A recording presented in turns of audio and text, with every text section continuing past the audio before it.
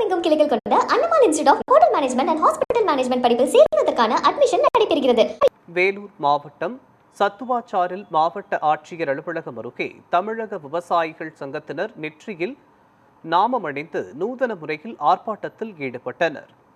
தேர்தல் வாக்குறுதிப்படி விவசாய கடன்களை முழுமையாக தள்ளுபடி செய்யாமல் அரசு ஏமாற்றியுள்ளதாக விவசாய சங்கம் குற்றம் சாட்டியது. மழை பொய்த்தது, உரவிலை உயர்வு, விளைபொருட்களுக்கு உரிய விலை இல்லாமை மற்றும் வன விலங்குகளின் சேதம் காரணமாக விவசாயிகள் கடும் நெருக்கடியில் உள்ளதாக மாநில பொதுச் செயலாளர் எஸ். உதயகுமார் தெரிவித்தார். கோரிக்கைகளுக்கு அரசு செவிசாய்க்காவிட்டால் போராட்டம் தீவிரமடையும் என்றும் எச்சரித்தார். இதற்கிடையே போராட்டத்தின் போது விவசாயி அண்ணாமலை திடீரென மயங்கி விழுந்ததால் சிறிது நேரம் பரபரப்பு ஏற்பட்டது.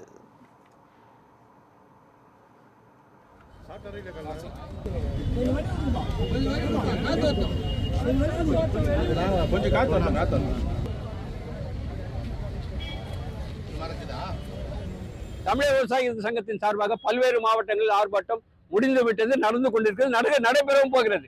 நாளைக்கு ராணிப்பேட்டையிலும், நாளை மறுநாள் திருவள்ளூரிலும் நடக்கிறது. தொடர்ந்து இந்த ஆர்ப்பாட்டத்திற்கு அரசாங்கம் செவிசாய்க்காமல் மாண்புமிகு முதல்வர் அவர்கள் தேர்தல் காலத்திலே அவருடைய தமிழக வெற்றி கழகத்தினுடைய தேர்தல் அறிக்கையிலே 50, அதாவது சிறு விவசாயிகளுக்கு அனைத்து கடன் தள்ளுபடி என்றும் பெரிய விவசாயிகளுக்கு 50% கடன் தள்ளுபடி என்று கூறிவிட்டு தற்போது 50,000 பெற்ற விவசாயிகளுக்கு மட்டும் கடன் தள்ளுபடி என்பதையும், பெரிய விவசாயிகளுக்கு அதற்கு மேல் உள்ள விவசாயிகளுக்கு 5,000 கடன் தள்ளுபடி என்பது தமிழக விவசாயிகள் சங்கம் ஒருபோதும் ஏற்றுக்கொள்ளாது. அனைத்து விவசாயிகளின் அனைத்து கடனையும் தள்ளுபடி செய்ய வேண்டும் என்பதுதான் தமிழக விவசாயிகள் சங்கத்தினுடைய ஒரே நிலைப்பாடு.